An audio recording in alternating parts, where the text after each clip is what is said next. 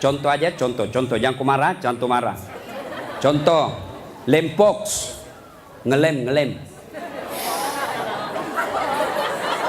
Jangan kau ketawa. Lem toh, nah campur lem Korea. Tidak mau terbuka mulutnya. Pas ngelem, mabuk setengah. Dia ambil naik motor. Bayangkan kalau orang mabuk setengah naik motor, dia listrik dikira aspal. Pak, mati kafir kodongo. Makanya anak muda, silakan kau jadi anak gaul, anak band-band, anak motor-motor, anak skater, silakan. Tapi jangan dekati yang namanya minuman keras. Vodka, whisky, Jenever, Donald, topi miring. Saya baca. Tuh, mati. Siapa lagi yang bisa mati dalam keadaan kafir? Contoh aja ini, jangan marah. Sabung ayam. Ada juga di sini. Didapat sama polisi. Kejar sama polisi. Jangan lari. Masih lari, tembak peringatan. Masih lari, tembak 2 kali. Masih lari, tembak 3 kali. Akhirnya tembak kakinya. Tembak kakinya, kepalanya dikena. Saya tanya temanku ya polisi, bagaimana caranya kakinya kok tembak kok kepalanya dikena? Dia bilang soalnya waktu tembak dia jongkok. Oh, pantas. Ini jangan kau musuhi polisi, cowok. Oi, kau kira enak kalau hidupmu tidak ada polisi di Indonesia? Hah? Rumahmu dirampok, istrimu dibunuh, anak gadismu diperkosa, hartamu dijara, kau datang ke polisi. Tolong polisi, tegakkan hukum, cari pelakunya. Apa kata polisi? Mohon maaf, baru saja polsek bubar. Jangan ketawa, saya serius ini. Toh, pun kalau ada polisi yang minta uang di jalan, biar anak SMP diminta juga uangnya, itu bukan polisi Indonesia, polisi film India. Itu film India kan 3 jam, nanti habis film baru dia datang.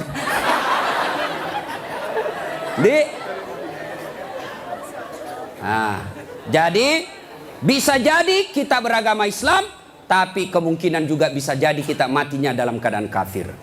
Wa qala idzan, Allah kemudian berfirman, bismillahirrahmanirrahim. Ya ayyuhalladzina amanu dukhulu fis silmi kaffatan wa la tattabi'u khutuwatis syaitan innahu lakum adu mubin. Wahai orang-orang yang beriman, masuklah engkau ke dalam Islam secara sempurna, bukan Islam pencitraan, bukan Islam pilpres, bukan Islam pilcaleg, tapi Islamlah secara benar. Itu caleg kalau mau dipilih pasang baleho. Pasang baleho, takbir. Fotonya dibalik kepalanya, siap jungkir balik untuk rakyat. Pret. Beleng-beleng. Tidak. Islamlah secara benar. Wala tattabi'u khutuwatis syaitan. Dan janganlah engkau ikuti langkah-langkah setan, karena sesungguhnya setan itu musuh yang nyata bagi kalian. Musuh kalian bukan ulama, musuh kalian bukan ustadz, musuh kalian bukan tentara, musuh kalian bukan polisi, musuh kalian bukan mahasiswa, musuh kalian adalah setan, dan setan itu musuh yang nyata bagi kalian. Kalau saya ceramah seperti ini, ada enggak setan di tengah-tengah kita? Ada. Orang ceramah masa ada setan? Ada, setannya bukan pocong. Tapi apa setan yang ada di tengah-tengah kita? Bentuknya handphone. Apa ibu? Orang sudah ceramah masih sibuk juga. Sudah 55 umurnya siaran langsung juga.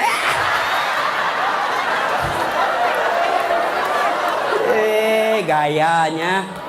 Woi, jangan siaran langsung. Saya tidak mau kalau ada siaran langsung. Simpan dulu HP-mu. Woi. Ibu-ibu yang pegang HP selama saya ceramah, saya doakan suaminya kawin lagi.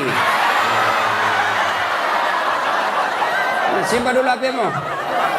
Simpan dulu. Simpan dulu HP, simpan dulu. Simpan ya. Bisa? Bu, ada ibu-ibu di Makassar ngefans betul sama saya. Usianya kira-kira 55 tahun. Saya heran, ibu-ibu aja yang ngefans sama saya. Saya lagi ceramah, dia belakangi saya. Barusannya ada orang saya ceramah di belakangi.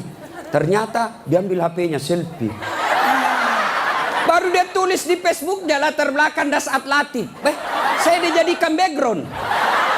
Kok kira saya pot bunga? Selesai ceramah dia kejar 55 umurnya. Selesai saya ceramah dia kejar. Ustadz boleh selfie? Boleh rame-rame supaya tidak ada fitnah. Sudah dia ganti lagi gayanya. Udah ulang lagi. Ulang Ustadz, jelek saya bilang dalam hati. Biar kau ulang apa? Mukamu yang jelek.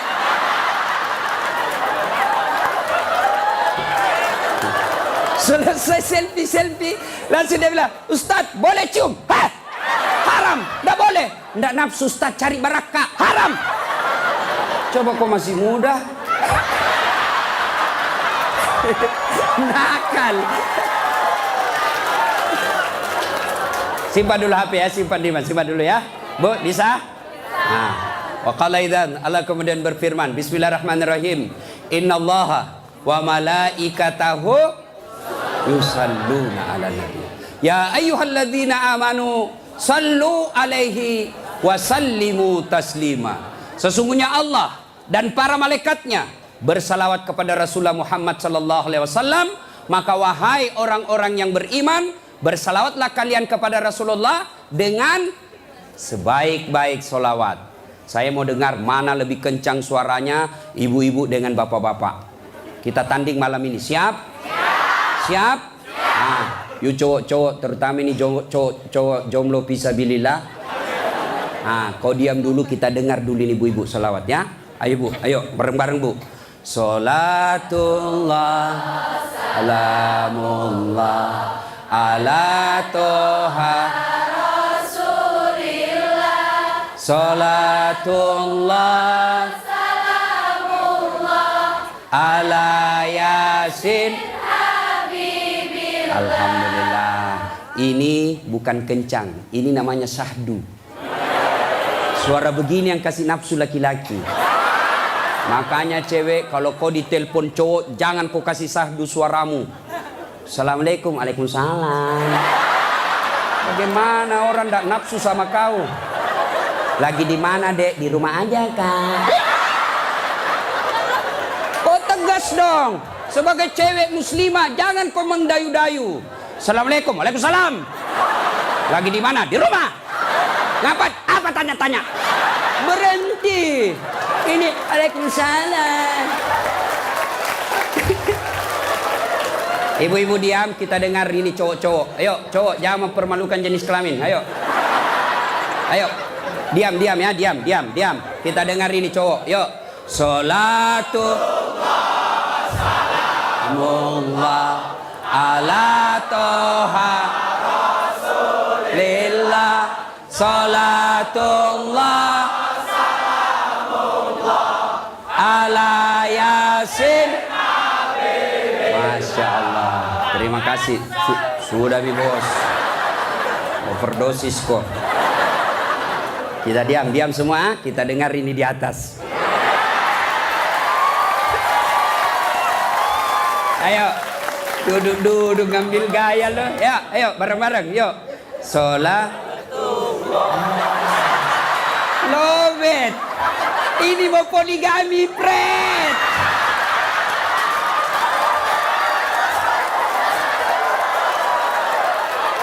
Nah, ayo bareng-bareng semua. Yuk.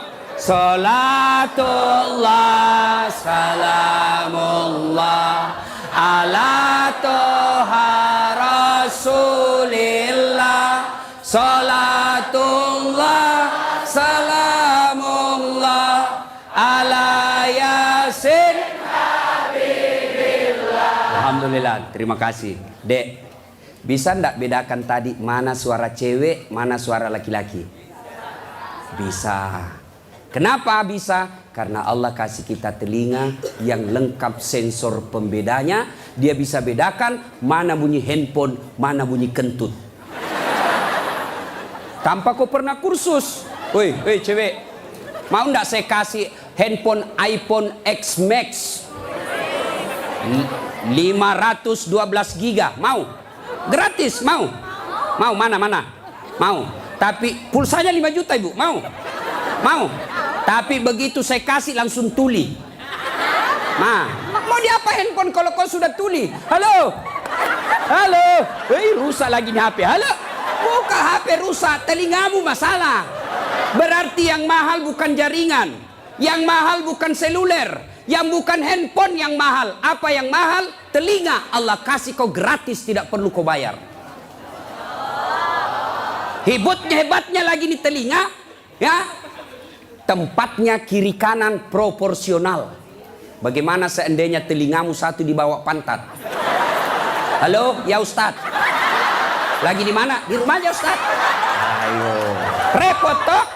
Ya, repot. Makanya kita ucapkan alhamdulillah. Alhamdulillah. Woi, cowok. Woi. Mau saya kasih ini kamera, mahal ini kalau dikumpul semua, ratusan juta ini. Saya mengajar mata kuliah fotografi di UNHAS. Nih, ya. Kalau kau mengambil gambar, kau harus tahu berapa megapiksel kekuatan kamera kamu. Kau harus tahu berapa kekuatan cahaya di tempat itu. Kau harus tahu berapa kecepatan angin ketika ada kau ambil gambar. Kau harus tahu berapa jarak dari matamu dengan objek yang kau akan ambil. Apa ini kamera yang mahal? Bukan. Apa yang mahal? Mata. Allah kasih kau gratis, tidak perlu kau bayar. Hebatnya lagi di mata, begitu kau buka otomatis autofokus. Tidak perlu kau putar. Siapa ini? Oh, ternyata Felix Xiao. Wah, tidak perlu Pak. Otomatis. Dan hebatnya lagi di mata, Allah kasih kau sensor. Dia bisa bedakan mana istri, mana tetangga. Coba bayangkan, seandainya tidak bisa dibedakan, tertukar istrimu. Kenapa malam minggu lain-lain rasanya ini? Ternyata Satpol PP. Makanya kita ucapkan alhamdulillah. Alhamdulillah. Bos, saya mengajar mata kuliah public speaking. Nah, praktikumnya itu pidato di depan saya. Wih, ada cewek, ada kawat di giginya.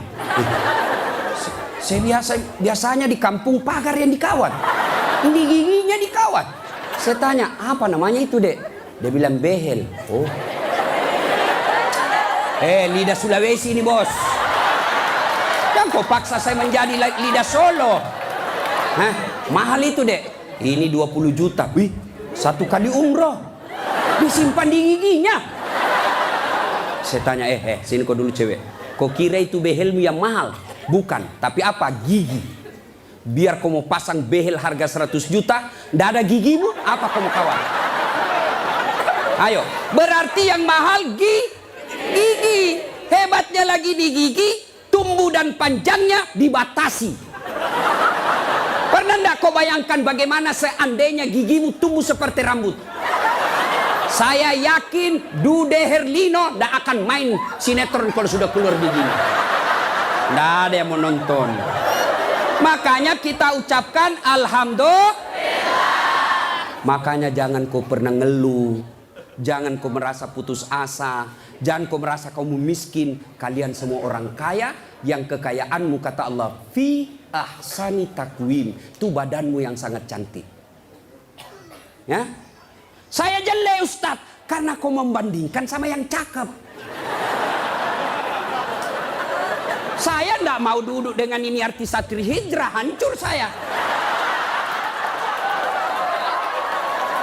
Hancur. Lebih baik saya dekat-dekat sama Tukul 11-12. Kalau saya dekat-dekat di sini, hancur saya, Pak. Bersyukurlah kepada Allah, dan salah satu cara bersyukurmu, kamu datang di tempat ini. Allah kasih kita begitu banyak nikmat. Sehingga Rasulullah pernah sujud, meneteskan air mata dalam sujudnya. Lalu Umar bertanya, ya Rasulullah, kenapa kau meneteskan air mata? Kata Nabi, karena saya tidak bisa membayar nikmat Allah dengan ibadah yang saya lakukan. Adakah yang bisa mengalahkan ibadahnya Nabi? Demi Allah, di kolong langit ini tidak ada orang yang hebat ibadahnya seperti Rasulullah Muhammad SAW. Tapi beliau masih sadar ibadah yang dilakukan tidak mampu membayar nikmat yang Allah berikan. Maka kalian bersyukur datang ke tempat ini. Dengan catatan, setelah kau datang ke tempat ini, sehari sampai 3 hari, kalian dengar dakwah, kalian berzikir, kalian ngaji, kalian mencatat. Ingat, setan tidak pernah putus asa menggoda kalian. Bagaimana cara dia goda? Dia hancurkan pahala-pahalamu. Adakah perbuatan yang bisa menghancurkan pahala-pahala kita? Ada, kata Nabi, sittatu asyain tuhbitul amal. Ada 6 sifat yang bisa menghancurkan amal-amal kebaikanmu. Adik-adik sekalian, kalian pulang ke sini 3 hari kalian bertempur. 3 hari kalian bertempur melawan iblis, melawan kesombongan, melawan kepongahan, meningkatkan kesabaran. Jangan pikir setan putus asa menggodamu. Dia akan goda kamu setelah kau pulang. Dengan cara apa? Dia hancurkan amal-amalmu. Sehingga nanti kau berkata di hadapan Allah, ya Allah, mana pahalaku? 3 hari 3 malam saya dengar dakwah. Allah menyatakan, memang dulu ada pahalamu, tapi hancur oleh karena perbuatanmu sendiri. Apa gerangan yang menghancurkan amal itu? Kata Nabi, 1, al-istighalu bi'uyubil khalq. Suka sekali cerita kejelekan orang, dia lupa kejelekan dirinya sendiri. Gosip, gibah, penyakitnya. Bu ibu, Nabi ketika Isra Mi'raj diperlihatkan, bawa Nabi ke surga, Masya Allah banyak perempuan. Masuk ke neraka, na'udzubillah min zalik, lebih banyak lagi perempuan. Kenapa? Kata Nabi, karena 2 hal. 1, dia tidak mampu mensyukuri nikmat berupa suami. Dan yang kedua, dia tidak mampu menjaga mulutnya. Penyakitnya ibu-ibu. Saya ajak lewat tadi, masih ada yang gosip. Begitu saya dilihat, dia bilang, itu juga bajunya yang di YouTube. Sibuk. Kenapa? Saya pakai baju kau yang sibuk. Kang gosip. Jengkelku. Kenapa kau gosip saya? Bu, halo ibu. Penyakit ibu-ibu yang tidak bisa dikendalikan, hawa nafsu menceritakan kejelekan orang. Kalau laki-laki kumpul paling dicerita, wih, itu anak sayang. Yang pertama cakep tapi beleng-beleng. Itu yang kedua cakep, tapi ya dongok. Itu kan. Paling kita itu, wah itu motor saya rewel, itu mobil saya yang tua, wah sedikit-sedikit mogok lagi, itu atap rumah saya bocor. Paling kalau bapak cerita itu, tapi coba kalau ibu-ibu. Pertama dicerita sinetron, jelek betul sifatnya itu ya. Iya toh, langsung tetangga jadi korban. Kumpul begini tuh masih ada gosip. Apa? Dia enggak ngomong tapi matanya dong. Apa? Kudungnya enggak serasi dengan roknya. Dia kayak umbul-umbul. Sudah. 1 udah digosip. Lewat lagi 1. Apa? Palsu. Kenapa kau tahu? Lipstiknya. Kenapa kau tahu? Melengket di giginya. Coba ya. Ayo adik-adik. Ya. Nah, maka saya heran sebagai anak bangsa, kok kita dituduh orang Islam selalu menyebarkan fitnah. Islam sangat membenci fitnah sehingga Nabi mengatakan, al fitnatu asaddu minal qatl. Fitnah itu lebih kejam daripada membunuh. Jadi pemain buser, apakah namanya itu? Cocok nih. Buser, apakah itu? Yang suka cari duit dari menyebarkan fitnah. Hah? Yo itu baser. Manalah. Tidak adalah kita orang Islam. Suatu kali Nabi menyampaikan, barang siapa yang mengucapkan 2 kalimat syahadat, diyakini sampai mati pasti masuk surga. Abu Hurairah senang dengar ini. Lalu Abu Hurairah berlari-lari kecil menuju ke pasar. Dengan tujuan apa? Dia mau menyampaikan berita gembira ini. Lalu didapat Abu Bakar oleh Umar. Abu Hurairah, kau mau pergi mana buru-buru? Saya mau menyampaikan berita penting. Apa itu? Barusan saja saya dengar menyampaikan Nabi, siapa yang syahadat, yakin sampai mati, pasti masuk surga. Umar berkata, betul kok Nabi bilang begitu? Betul. Saya tidak percaya. Ayo kita datang ke sumber. Dalam teori komunikasi inilah disebut check and recheck. Datanglah Umar klarifikasi ke sumber berita Rasulullah. Ya Rasulullah, katanya Anda mengucapkan siapa yang syahadat, yakin sampai mati, pasti masuk surga. Apa betul berita seperti itu ya Rasul? Nabi katakan betul. Tapi ya Rasulullah, ada apa? Ini Abu Hurairah, dia mengumumkan di pasar. Terus saya khawatir nanti disalahpahami umat kita. Biar tidak sholat yang penting syahadat masuk surga. Biar judi yang penting syahadat masuk surga. Biar zina yang penting syahadat masuk surga. Saya salah paham nanti orang, saya khawatir hadis ini dipahami dengan salah. Lalu Nabi katakan, oke, jangan kau sampaikan ini halal umum, karena dia bisa mengganggu kemaslahatan umat. Itulah sebabnya kita kenal dalam Islam, likulli makam makal, walikulli makal makam. Setiap ada ucapan, ada tempat yang cocok untuk ucapan itu, dan setiap tempat ada ucapan yang cocok untuk tempat itu. Maka ibu-ibu harus bijaksana memegang WhatsApp, harus bijaksana memegang medsos. Kenapa? Karena jika ibu salah menempatkan medsos itu, maka ibu bisa berujung pada penjara. Dua, yang bisa menghancurkan amal kebaikan kita.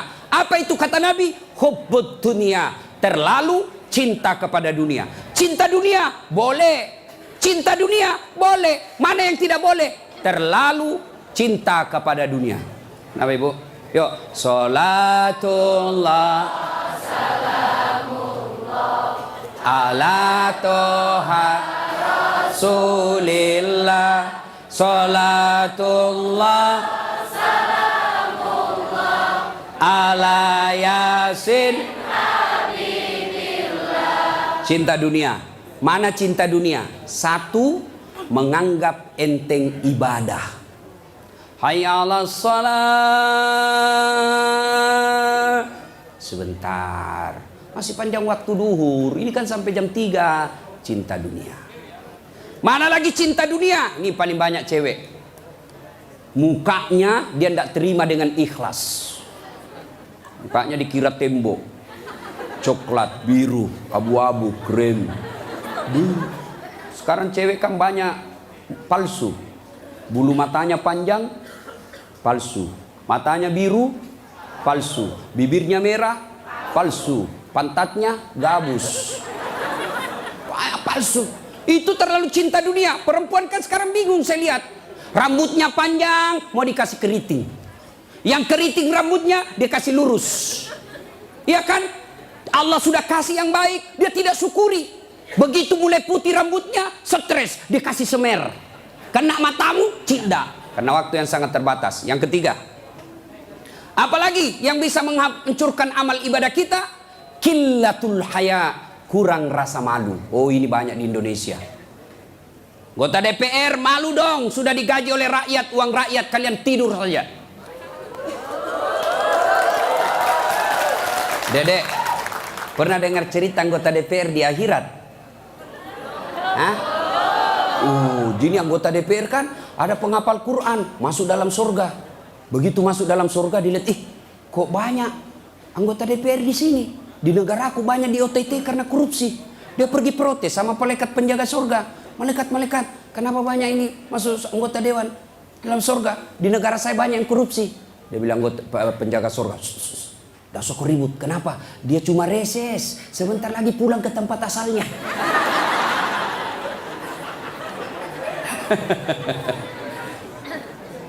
Terlalu cinta kepada dunia dilarang oleh agama. Maka oleh sebab itu kita diberikan hanya syukuri nikmat yang Allah berikan. Yang ketiga, qillatul haya, kurang rasa malu. Malu dong menyebarkan fitnah. Malu dong jadi artis tapi menyebarkan syahwat. Malu dong jadi pejabat tapi korup. Malu dong jadi kontraktor tapi rampok. Pernah dengar cerita kontraktor di akhirat? Hah? Oh, ini penghuni surga sama penghuni neraka baku SMS. SMS-an dia. Bilang penghuni surga, "Mas bro, bagaimana kabarmu di situ?" "Bah, enggak ada enak di sini. Di blender terus kita di sini. Enggak ada jam istirahat." "Kau di situ bagaimana kabarmu di surga?" "Masya Allah, enak betul. 1 laki-laki 7 bidadari." Bayangkan Pak, 7. Dan itu bidadari tidak pernah kentut. Seperti istri kita di rumah 7 kali kentut 1 hari. Tidak pernah kentut. Perawan terus. 7 bidadari. Sampai jam berapa?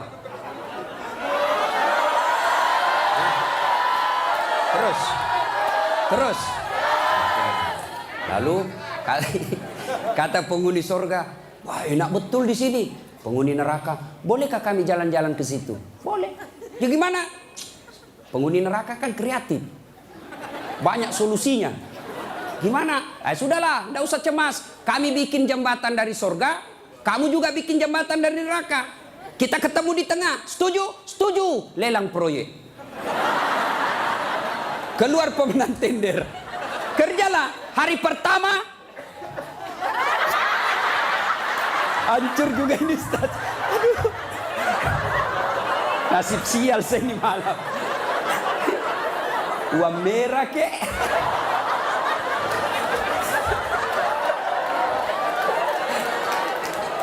Jauh-jauh dari Sulawesi 10.000.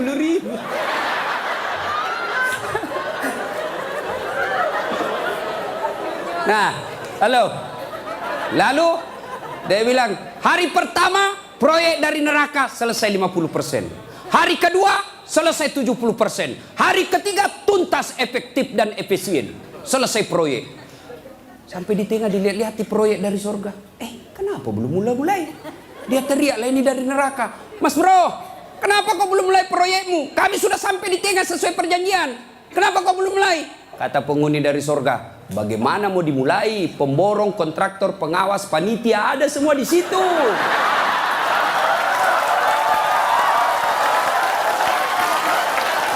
Di sini penghafal Quran aja di sini. Nggak tahu hitung proyek, salah-salah kalkulatornya. Ya, cinta dunia, ya, kurang rasa malu. Mana lagi yang kurang rasa malu? Kalian cewek. Ayo, ibu-ibu hadir di sini, alhamdulillah. Tapi tolong yang paling banyak kurang rasa malunya sekarang perempuan. Mulai dari cara berpakaiannya. Kata Nabi, suatu waktu nanti perempuan berpakaian tapi telanjang dan mereka menyukainya. Berpakaian tapi telanjang dan anehnya mereka suka. Mana disebut berpakaian tapi telanjang? Lihatlah sekarang. Saya selalu istilahkan, lebih susah lihat paha ayam kampung daripada paha cewek. Yang ketawa, saya serius ini. Coba lihat paha ayam kampung. Bapak harus kembali kampung dulu. Namanya ayam kampung, jadi kita harus kampung dulu. Iya toh? Sampai di kampung, kau sudah lihat pahanya ayam? Tidak. Kau beli dulu 100.000. Sudah kau beli, sudah kau lihat pahanya? Belum. Kau kejar dulu 1 jam. Begitu kau mau tangkap, dia terbang. 1 jam dikejar, baru tangkap. Sudah kau tangkap, sudah lihat pahanya? Belum. Kau potong dulu dengan ucapan Bismillahirrahmanirrahim. Sudah kau potong, sudah lihat pahanya? Belum. Kau rebus dulu 15 menit air panas. Sudah kau rebus, sudah lihat pahanya? Belum. Baru dicabut. Baru kelihatan pahanya putih mulus. Balik kampung, kau keluar 100.000, kau kejar 1 jam, kau potong dengan kalimat basmalah, kau rendam 15 menit air panas, baru lihat pahanya yang putih. Ayam kampung. Tapi coba lihat cewek, kau berdiri saja di pinggir jalan, 15 menit, 10 pasang paha cewek gratis. Bahkan kadang-kala boleh dicolek. Makanya cewek, mari kita kerjasama. Kami laki-laki jaga mata, tapi tolong Anda cewek jaga akhlak. Biar kami setengah mati jaga mata, kalau kalian gentayangan habis amal kami.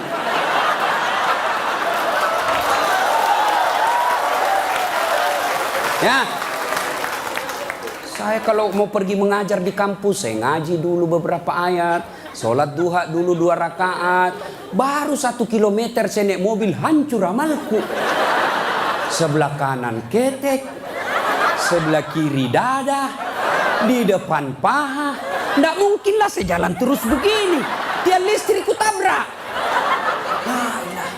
Yo cewek, woi, mari kasihani mata kami. Dilihat, haram?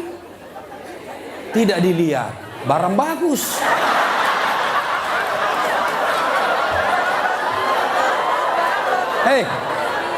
Oke, sekarang banyak perempuan kurang rasa malunya. Dulu. Kalau ada perempuan hamil di luar nikah, dibuang dari kampungnya. Keluar kau menyebarkan aib. Itu dulu. Dulu perempuan meskipun belum pakai jilbab, tapi dia jaga harga dirinya. Saya zaman SMA kan belum ada jilbab. Kawan saya kalau jatuh ballpointnya, kan tidak pakai jilbab. Dia pegang dulu ini, lalu dipegang roknya di bawah, baru dia dongkok begini. Dulu. Sekarang cewek dia sengaja memang itu pakai tipis kecil, jalan dia mau tabrak kita. Hancur. Maka kalian akhwat yang datang di sini pengajian selama 3 hari 3 malam, tolong selamatkan saudara-saudara kalian akhwat-akhwat supaya mereka tidak pakai begitu. Kalian tularkan itu jilbabmu kepada saudara-saudara semuslimah. Jangan kau biarkan mereka, dakwai mereka. Dia mau dengar atau tidak, kewajibanmu sampaikan, soal diamalkan urusan lain. Terutama juga yang pakai jilbab tapi tidak memenuhi syarat. Pakaian jilbab itu, pakaian menurut Islam itu ada 4 syaratnya. Nih dengar baik-baik yang mau bikin baju. 1, syarat pakaian itu nutup aurat. Alhamdulillah kalian semua nutup aurat. Mana auratnya perempuan? Seluruh anggota tubuhnya kecuali telapak tangan. Ustaz itu pakai jilbab, kelihatan lehernya. Tinggal lehernya dibakar nanti. Ya, kelihatan pahanya nanti dibakar. Kalau cewek masih enak dilihat. Ini ada juga orang tua. Sudah mau ada cucunya. Pakaiannya saya tanya, Bu, kenapa pakai begitu? Ibu sudah tua. Dia bilang, ini baru ada. Dulu waktu saya gadis tidak ada begini, Ustaz. Ini namanya bagus dikasih ibu, kasih STNK. Tahu STNK? Sudah tua, nakal kembali. Kasih itu STNK itu buru-buru gitu. Laki-laki mana auratnya? Pusat sampai lutut. Artinya adik-adik, kalian yang sudah mengaku diri hijrah, silakan main futsal, silakan main bola, silakan olahraga, tapi tolong jangan kelihatan pahamu.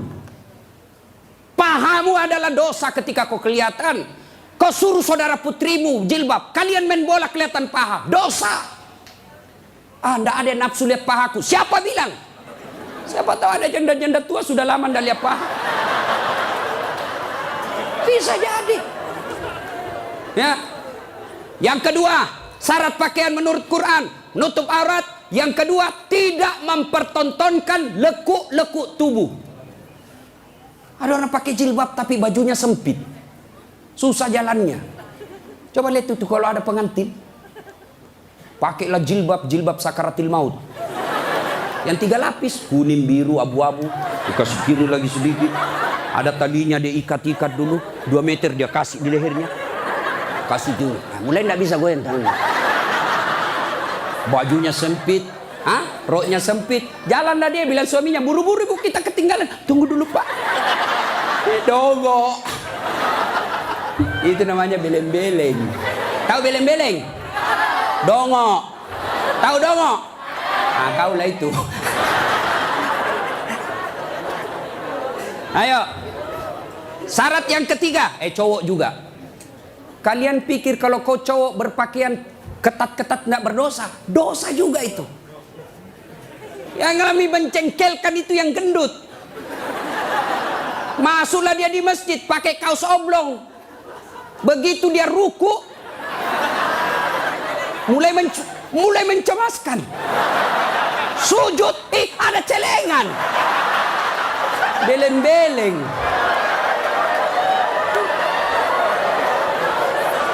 Nah, yang ketiga, syarat pakaian yang ketiga, saya ulang, tutup aurat, tidak mempertontonkan lekuk-lekuk tubuh. Yang ketiga, pantas. Apa maksudnya? Kalau saya alumni apalagi Muslim United, saya alumninya, 3 hari 3 malam saya dengar dakwah, maka sebaiknya pantas tidak saya berpakaian begini. Saya pengurus remaja masjid, pantas tidak saya berpakaian begini. Saya muslim terhormat, pantas tidak berpakaian begini. Saya pejabat, pantas tidak saya berpakaian begini. Saya muslimah, pantas tidak berpakaian begini. Tanya kepantasannya. Itulah sebabnya agama Islam mengajarkan ketika aku berpakaian, tanya, yuk pantas tidak pakaian begitu? Dan ini pakaian ternyata menyelamatkan kita dari dosa. Mana buktinya? Saya kemana-mana saya pakai begini. Cuma kadang-kala dia gosip saya itu pegawai bank. Kan saya mana-mana pakai sarung. Saya masuk nabung, ada pegawai apa sih itu yang namanya terima duit? Teller. Hah? Iya, teller. Dia gosip. Dia apa? Salah masuk. Dia kira masjid. Dia kira saya masuk masjid, saya pakai sarung. Saya dengarlah saya, kenapa? Saya pakai sarung, kau yang sibuk. Nggak jadi saya nabung, pulang saya. Orang kalau pakai muslim begini, baju koko, gamis, insya Allah terpelihara dari dosa. Saya jalan tiba-tiba di mall banyak cewek cantik, nggak mungkin saya lihat. Kenapa? Saya malu. Masa Ustadz lihat yang cantik? Terpaksa dilihat, ya lihat sedikit aja. Sudah. Ayo, ibu-ibu, mau ndak suamimu terhindar dari tempat-tempat maksiat? Keluar, suruh pakai peci, pakai songkok, pakai gamis. Ndak mungkin dia pakai begini pergi main biliar. Maka suruh pakai itu. Ada di Makassar, saya sudah suruh pakai Ustadz, tapi di mobil dia ganti. Memang sudah tabiatnya itu, sudah bajingan. Yang keempat, syarat pakaian yang keempat adalah indah. Ternyata Allah tidak meninggalkan keindahan. Allah tidak melarang kita keindahan dalam berpakaian, tapi dengan catatan tertib aturannya. 1, tutup auratmu. 2, jangan kau tontonkan lekuknya. 3, pantas. 4, indah. Ini sistematis, tidak boleh ditukar.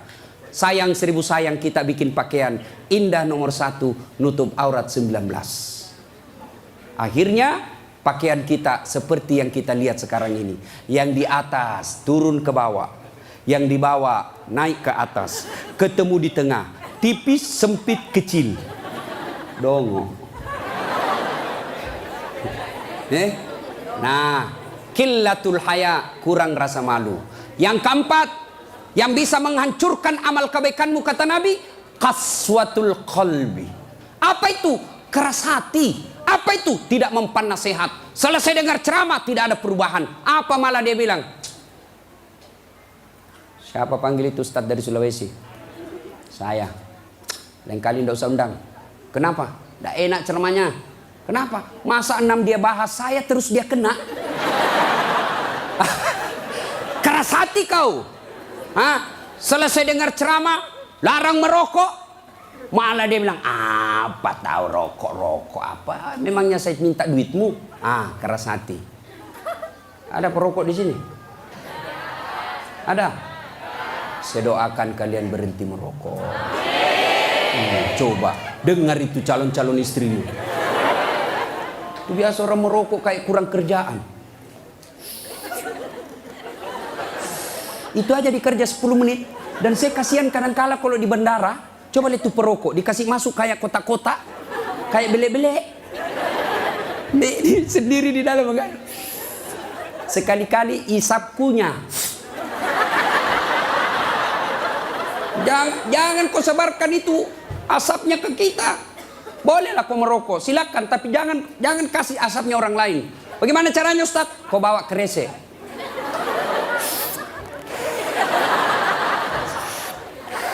Itu bebas polusi. Ibu-ibu setuju enggak suaminya berhenti merokok? Kalian membenci 9 naga. Kalian membenci mereka-mereka itu. Tapi kalian beli rokoknya. Kalau kalian mau hancurkan mereka, berhenti kau merokok. Lebih baik itu rokokmu anak muda, kau tabung, lamar cewekmu. Kau juga cewek, jangan terlalu lama mau dipacari. Ini pacaran Islami Ustaz, pret. Pacaran syar'i. Mana ada pacaran syar'i cilaka? Dengar ini cewek. Kau sudah 2 tahun dipacari tidak dilamar-lamar, berhenti kau. Kasih tahu itu cowokmu. Motor aja dicicil 1 tahun sudah lunas. Kamu sudah 2 tahun dipacari tidak dilamar-lamar. Modal 10.000. Roti 1. Teh botol 1, autan 2. Dibagikan. Modal 10.000 malam minggu. Qaswatul qalbi, keras hati, tidak mempan nasihat. Mereka yang selesai dengar dakwah tapi tidak ada perubahan, itu yang disindir oleh Allah. Wa tawa'un alaihim, A'angzartahum la yu'minun. Kau sampaikan ayat Allah atau tidak, kau ceramai atau tidak, sama saja mereka tidak akan beriman. Keras hati, habis amalmu. Yang kelima, penghancur amal, tulul amal. Apa itu? Panjang angan-angan alias malas. Dan yang keenam, wadzalimun la yantahi. Perbuatan zalim yang tidak bisa dihentikan. Zalim kepada Allah, tidak sholat. Puncak kesaliman kepada Allah, tidak sholat. Ada yang malas sholat di sini? Ada? Hei adik-adik, mau jadi direktur, mau jadi pegawai, mau punya rumah yang mewah, gampang. Perbaiki sholatmu. Kecil buat Allah kasih kau mobil, kecil buat Allah kasih kau rumah yang mewah. Allah cuma minta sempurnakan sholatmu. Ada di sini yang tidak ada masalah? Ada? Ini malah muka-muka penuh masalah semua ini. Ayah, mana ada manusia tidak ada masalahnya? Istri cantik, kau kira bukan masalah? Masalah digoda orang, apalagi kalau suaminya jelek, lebih masalah lagi. Berarti bagus kalau istri jelek. Istri jelek dihina orang, kita lagi yang malu jalan sama dia. Duluan aja dek, nanti kita ketemu di gedung.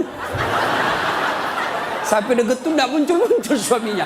Mana kau bang? Tidak jadi, saya mencret. Istri jelek masalah, istri cantik masalah. Mana ada orang tidak ada masalahnya?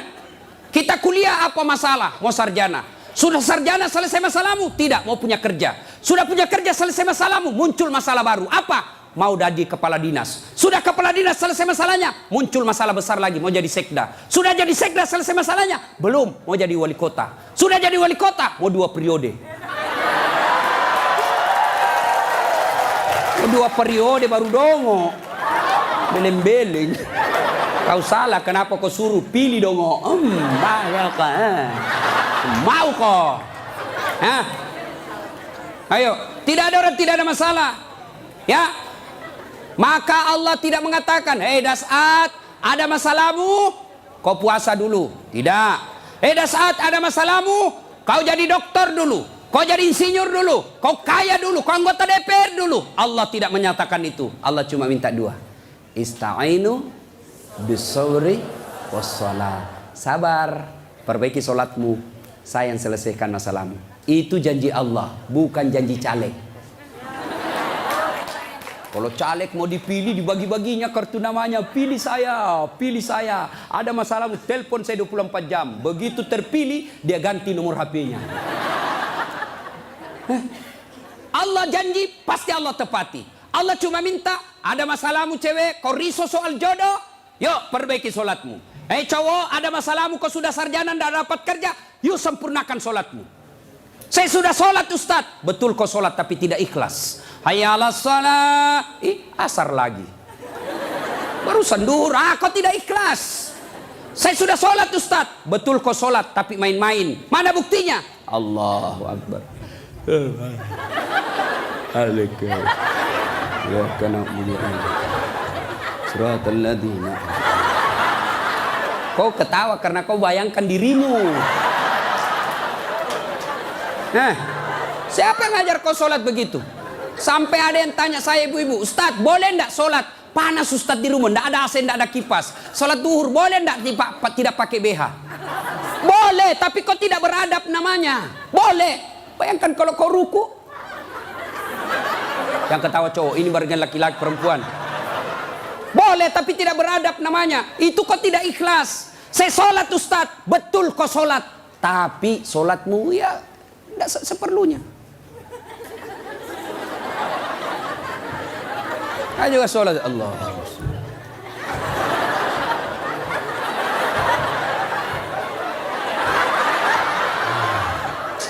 30 tahun kau sholat kalau begini gayamu bos. Adik-adik, kau punya handphone? Ibu-ibu punya handphone? Waktu beli handphone itu ada buku pedoman kan? Iya. Dan di situ dicatat merah tebal. Buku pedoman petunjuk pemakaian handphone. Dicatat besar-besar, catatan penting, baca buku pedoman ini sebelum penggunaan handphone. Handphone aja kau pakai itu belum tentu untuk kebaikan, ada buku pedoman penggunaannya. Sholat kalian yang pakai 5 kali sehari semalam paling sedikit, lalu kenapa kau tidak pernah buka buku pedoman sholatmu? Ya, nah, maka bu bapak perbaiki saja sholat, insya Allah selesai masalahmu. Ya? Zolim, zolimun la yantahi, perbuatan zolim yang tidak bisa dihentikan kepada Allah. Yang kedua, zolim kepada jenis kedua, zolim kepada sesama manusia. Tidak usah zolim kepada tetangga. Ibu-ibu zolim kepada suaminya. Mana ibu-ibu zolim kepada suaminya? Suaminya dijadikan tahanan kota. Baru keluar 1 jam ditelepon, di mana kau pak? Di mana kau? Keluar kau, pulang kau. Oh, bagaimana kita tidak cepat mati? Kita keluar, kau cari sampai di rumah, kau maki-maki. Baik kalau kau cantik, berat badan makin nambah. Duduk makan canggoma, nonton sinetron ngangkat ketek sambil menguap.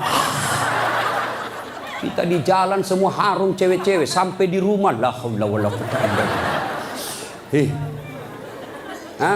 Suami zalim kepada istrinya. Contohlah Rasulullah, ya. Rasulullah itu sangat romantis. Maka orang yang zalim kepada Allah adalah tidak menunaikan kewajibannya kepada Allah. Zalim kepada sesama manusia, hak-haknya orang dia serobot. Dan yang ketiga, zalim kepada diri sendiri. Apa zalim kepada diri sendiri? Dia sudah tahu maksiat, tapi dia tetap lakukan. Maka menghindari semua itu, kita hadir di tempat ini sebagai wujud kita cinta kepada Allah. Mudah-mudahan kesalahan-kesalahan kita diampuni oleh Allah Subhanahu wa taala. Banyak yang ingin kita sampaikan, tapi waktu jualah yang membatasi kita. Insya Allah lain waktu dan kesempatan kita akan lanjutkan. Kalau masih mau dengar ceramah saya, gampang. Gimana caranya Ustadz? Ambil handphonemu, buka YouTube, tulis nama saya Das'at Latif. Keluarlah ceramah saya yang ratusan. Sudah itu jangan lupa kasih tanda begini. Yang ketawa saya serius ini bos. Yang kau kasih begini. Kalau kau kasih begini dia cari kau malaikat pencabut nyawa. Masa ceramah kau kasih begini? Dah enak perasaan kau lihat ceramah mata kasih begini bos. Kalau kau tidak senang ya sudah, tidak usah komentar. Nah, cuma cepat habis kota, 1 jam habis menguras kota. Maka saya sediakan ceramah yang tidak menguras kota. Gimana caranya? Follow saya di Instagram. Das'at Latif 1212. Das'at Latif 1212. Sudah ku follow Ustaz, tidak mau tak putar ceramahmu. Hakul yakin dada datamu.